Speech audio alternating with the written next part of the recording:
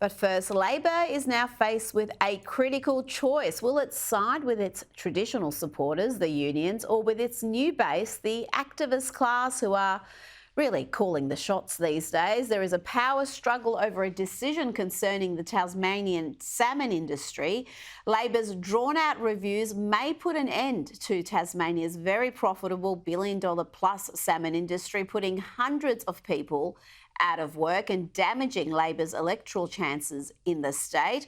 Environmental Minister Tanya Plibersek has come under pressure from the Australian Workers' Union boss, Paul Farrow, who has joined senior Tasmanian Labor figures in asking her to put workers' livelihoods ahead of, and I quote, the exaggerated concerns of inner city activists. Joining me now to discuss this more is Sky News contributor Gary Hardgrave. Gary, who's going to prevail here? This is really a sign of the political realignment we are seeing in so many areas in this country and in the US, in the UK, where Labor, the Democrats, Labor in the UK are really abandoning their traditional supporters, the working class, the union workers, and preoccupied with the concerns of activists in the inner cities. Yeah, and, Rita, I actually made this in a speech in 2007 in the House of Reps, so to my mind there's nothing new with this. Labor have walked away from the working class, the workers of Australia, a generation ago. I had an uncle who was a trade union official within the ETU, and he said to me, where my politics lies, he said, but I can't stand them now. This was 20-odd years ago, and he started voting Liberal because he just could not stand where Labor had got to. So, put that in the back of your mind. They have forgotten about the working men and women of Australia a long time ago, and they're just going for the woke activists. And I don't get what the, pardon the mixed and tortured metaphor, the beef about the salmon industry is, Rita, because, this salmon industry has been built over the last couple of decades. I remember when I was a minister in the Howard government, we actually worked closely with the Tasmanian salmon industry to bring in experts from overseas, bring in skilled people who understood how to grow salmon, wild river salmon specialists,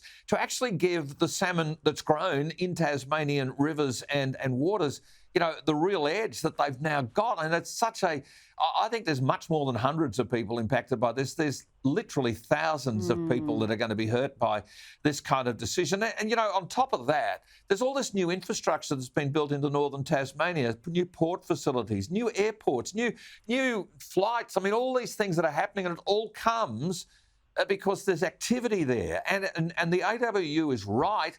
But, seriously, the Labor Party are more worried about the various vested interests of the elite friends of the people who, want to be offended on behalf of others.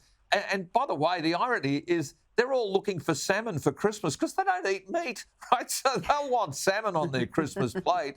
And here they are killing off homegrown, Australian-grown, Tasmanian-grown salmon. And what are they going to use? Imported stuff? I mean, it's just one of the many industries, which is why Tanya Plibersek is a walking, talking sovereign risk to investment in Australia. She's bad news. Wow, and we've got the whole other aspect there, the leadership tensions that exist between her and Anthony Albanese. There's a discussion for another day. Now, there was a must-read piece in today's Herald Sun. Award-winning sports journalist Michael Warner has written about how woke and hypocritical the AFL is. He writes of the AFL's endless virtue signalling. He said persistent welcome to country ceremonies, pride rounds, pre-match knee dropping and race baiting doesn't unite Australians. It creates a growing level of resentment, turning us against each other. He also wrote about how football's capture by the woke movement has really always reeked of hypocrisy. He asked, the AFL is currently defending itself vigorously against a racism class action led by Indigenous North Melbourne great Phil Cracker. But how does that correlate with its public undertakings to believe all First Nations players? And Gary, there is more hypocrisy from the AFL. The AFL Commission Chair, Richard Goyder, you'd know him from his work at Qantas, he pushed clubs to reduce their dependency on poker machine revenues But at the same time, he's overseen a boom in the AFL's lucrative relationship with sports betting agencies, the hypocrisy, the woke virtue signalling, the incoherent just grandstanding. It really is a turn-off for fans, but is it going to be enough to actually impact crowd numbers, people watching the game? Because people love the sport. They're going to watch regardless.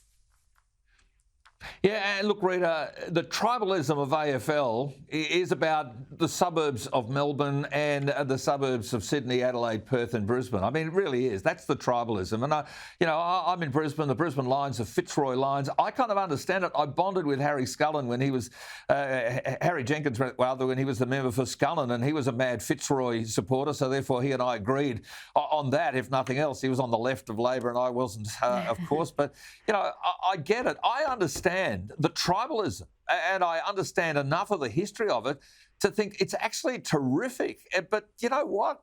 Everybody cheers him on. A mad mate of mine loves Richmond, and when Richmond drops out, he backs the Brisbane Lions. Another friend of mine loves Collingwood, and he's always looking for friends some years, and other years he's got plenty of them. I mean, this is really what the AFL should be doing. But to find ways to divide people based around their personal, ethnic or religious circumstances, that's crazy. It's the Australian Football League. It should be about Australia, not the WFL, the Woke Football League. They've gone the wrong way. They want to go into division rather than to highlight how each person's diversity has common ground and the strengths that come from that. It is wrong. It's crazy. All the welcomes to country are really doing a lot of people in. I hear this groan on every Qantas flight when they welcome me to my own country.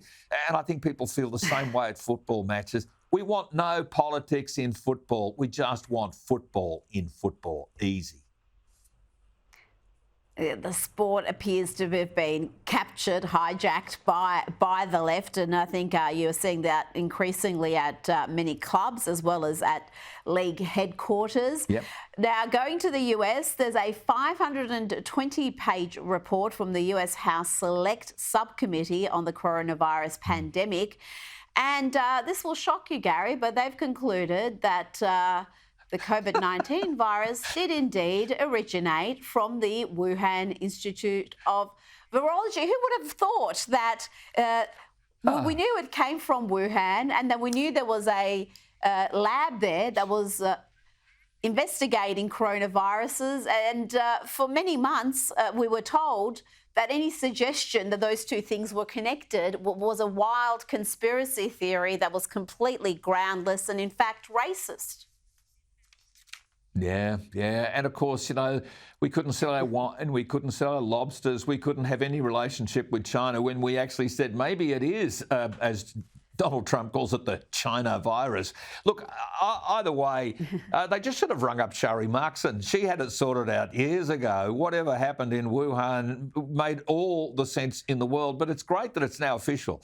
And the US House of Reps has belled the cat. But, a lot of relationships, a lot of professional circumstances, and a lot of families were hurt by the overreach of what now seems to have been a completely man-made pandemic. And, these are things that back when I was hosting my own show on this network, I never said go and get a jab. I just said talk to your doctor because it struck me as the most sensible thing. But there are others who were just saying get the jab, get the jab, get the jab on all media. I think a lot of us got conned, or a lot of people got conned into believing the science.